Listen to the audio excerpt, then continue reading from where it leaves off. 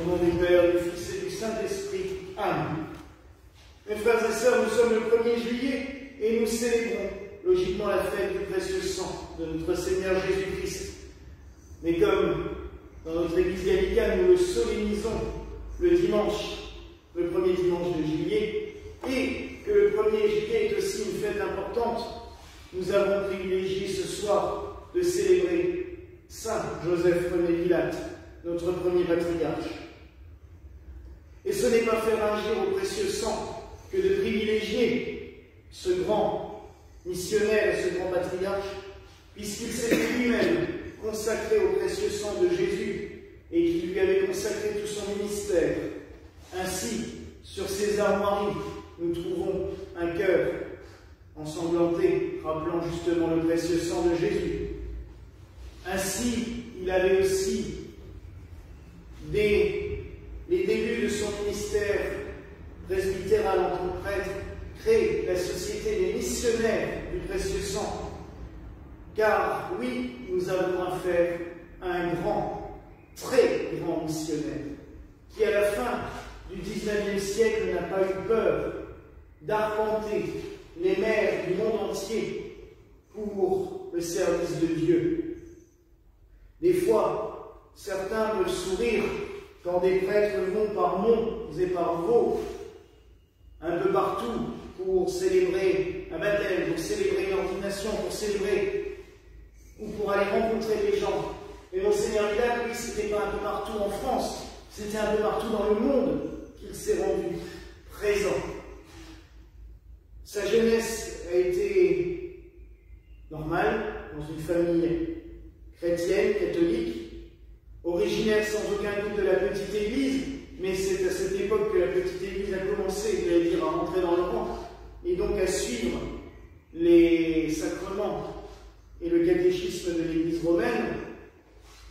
Il a vécu dans la région parisienne, puis il s'est fait missionnaire.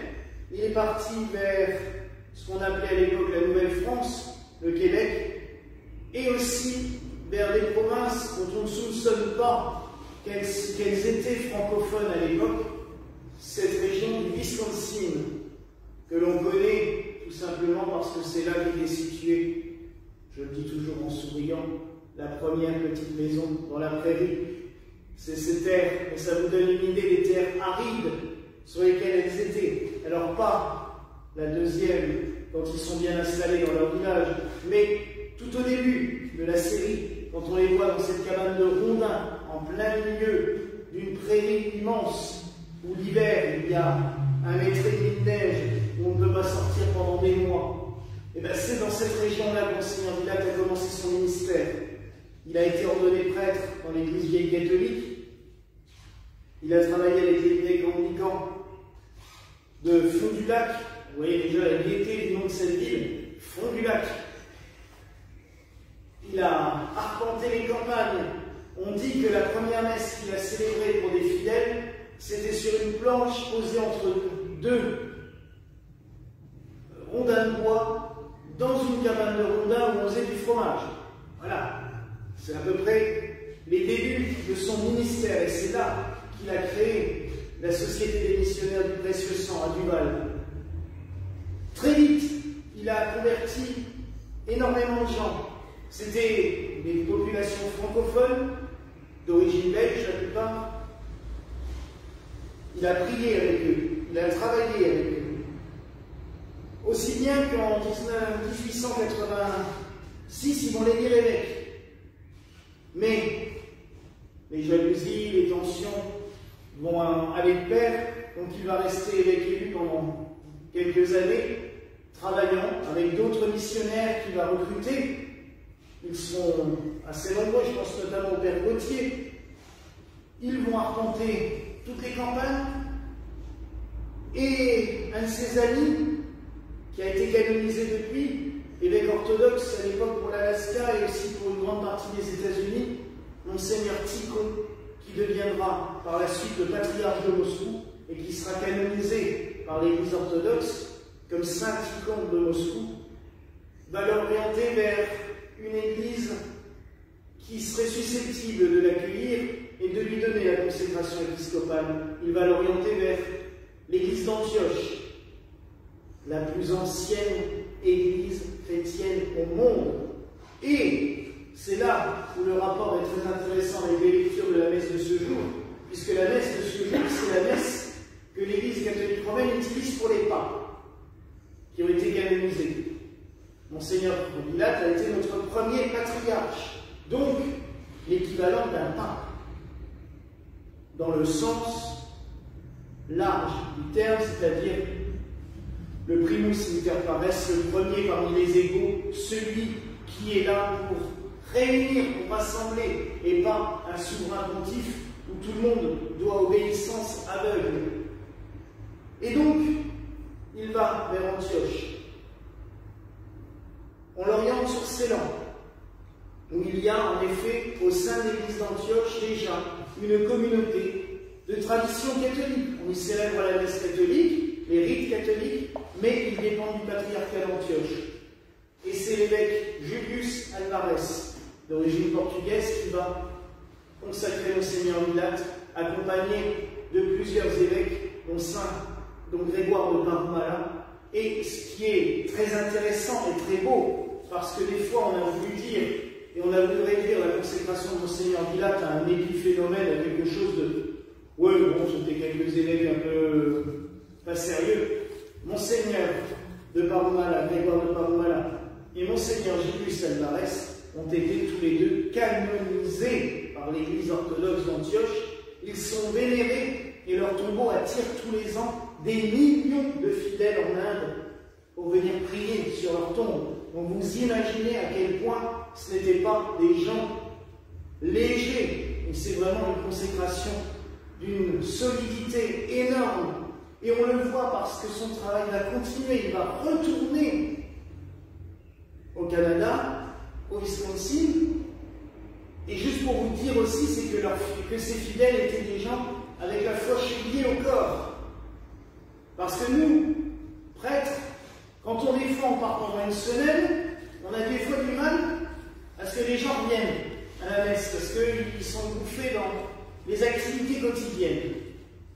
Monseigneur Pilate s'est absenté de sa mission pendant 1 an et 10 mois. 1 an et 10 mois. Le temps de faire le voyage jusqu'à Ceylan et de revenir. Vous imaginez? Et quand il est revenu, tout le monde l'a attendu. Il y avait Claire Gauthier avec eux, il y avait ses fidèles missionnaires avec lui, mais quand même. Et donc il a repris sa mission, il a ordonné des prêtres, il a développé les communautés, il a créé une communauté à Montréal, dans ce qui est maintenant l'église anglicane, connue sous le nom d'église aux Toits Rouges. Il a créé des communautés à Chicago. Il a consacré un évêque pour la communauté polonaise de Chicago, qui ont une église magnifique, une cathédrale magnifique d'ailleurs, qui est toujours la cathédrale polonaise pour les États-Unis. Il va construire des bâtisses immenses. Il va créer des écoles, des orphelinats. Il y en aura un notamment à Chicago, il y en aura un à Duval.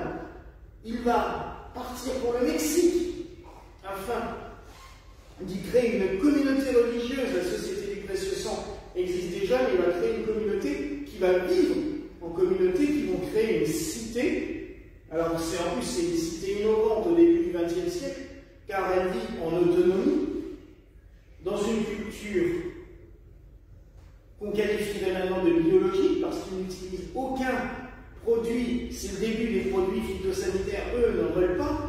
Ils vivent en autarcie, ils parlent même dans les articles de l'époque de permaculture. Alors maintenant c'est la grande mode, mais à l'époque c'était une innovation énorme, et cette ville va s'appeler Villacville.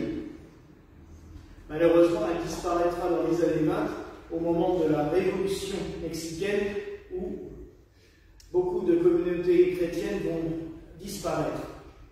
Il va venir en France, revenir dans son pays natal, il va ordonner des prêtres, consacrer des évêques, un évêque pour l'Italie, Monseigneur Miraglia, pour l'Église indépendante d'Italie, et en France, Monseigneur Housset, l'abbé Gillot, comme évêque de l'Église gallicane. En Angleterre, il a créé une communauté religieuse qui existe toujours, qui a été, dont le fondateur, le père Ignatius a été le premier moine bénédictin d'origine anglicane sur la terre d'Angleterre au début du XXe siècle, à l'abbaye d'Antony, il va y avoir un élan missionnaire fantastique. Tout ça parce qu'il est poussé par l'Esprit Saint qu'il a reçu lors de sa consécration épiscopale. Dans les années 20, il va commencer à être un peu fatigué, forcément. Imaginez, ça fait 50 ans qu'il parcourt le monde dans tous les sens pour porter la bonne nouvelle. Donc il va revenir en France pour se reposer. Il va s'installer à Paris. Alors en 1907, il a aussi ouvert une église au moment des cultuels, parce qu'il faut savoir qu'en France, au début du XXe siècle, il y a eu ce mouvement des cultuels, 1905-1907, ces lois qui ont fait frémir l'Église catholique romaine, d'autant plus que l'État était plutôt du côté des gallicans et qu'ils nous ont commencé à nous donner des églises un peu partout. On aura une grande église qui était l'église des Barnabites, qui maintenant est l'église Saint-Charles de Monceau à Paris, et Monseigneur Villal va y célébrer régulièrement. C'est là aussi qu'il consacrera, qu'il ordonnera prêtre, celui qui deviendra plus tard son successeur sur le siège patriarcal, Monseigneur Giraud. Donc Monseigneur Villal, dans les années 20, revient en France pour se reposer, pour finir ses jours. Il va prendre une petite maison à Livry-Gargan. Et c'est là que Monseigneur Giraud et les autres évêques gallicans en France, à l'époque il y a aussi Monseigneur Viguet, et avec d'autres évêques de la succession, de cette même succession, dont Monseigneur Haug en Suisse, à Middelbad, ils vont élire Monseigneur Villal comme patriarche de l'Église gallicane.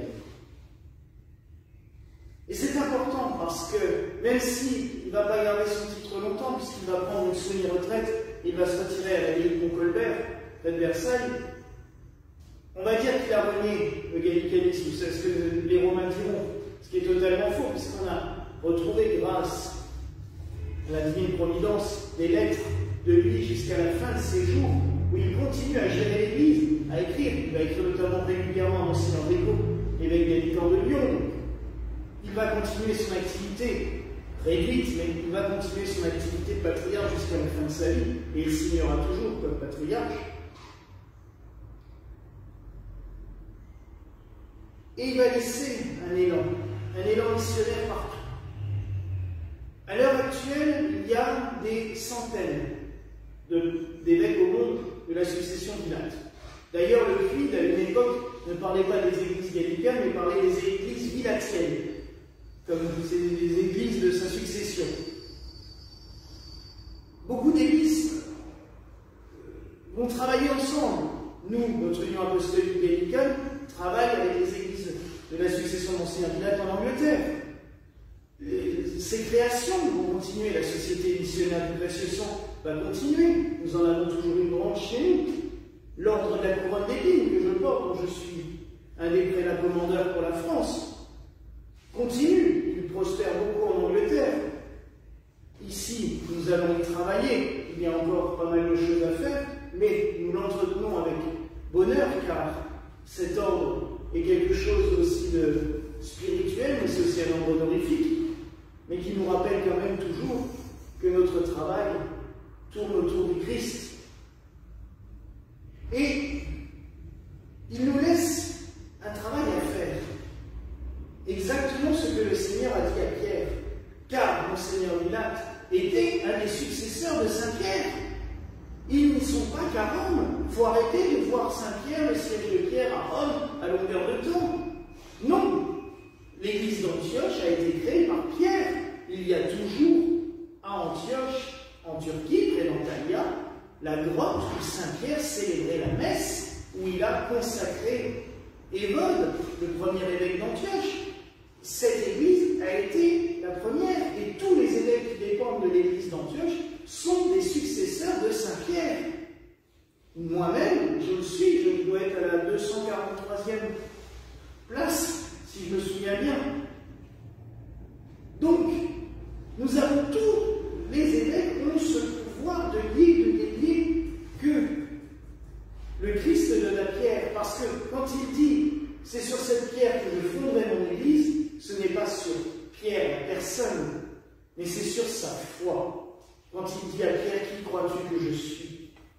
Et que Pierre lui répond, tu es le Fils du Dieu vivant. C'est cette foi-là, c'est sur ça que le Christ va fonder son Église, et c'est sur cette pierre-là. Et chacun des évêques de la succession de Saint-Pierre à Rome comme à Antioche est dépositaire de cette pierre, de cette foi que nous devons communiquer. Et puis l'élan que Monseigneur Villacq nous a donné, il est important parce que nous avons un travail à faire énorme de missionnaires. À l'époque, il fallait traverser le monde. Maintenant, c'est ici, parmi nous, autour de nous, que nous avons un travail missionnaire à faire. Et en même temps, je dirais que c'est encore plus important, car notre communauté a reçu de grâce. Il y a quelques années, on nous a donné un petit bout de son surplis, qui est au milieu de sa croix pectorale sur le tableau, mais nous avons aussi eu la chance l'année dernière de trouver son missel d'autel. Alors c'est bien lui, il est signé de sa large écriture, il y a son tampon, il y a son sceau, il y a tout ça.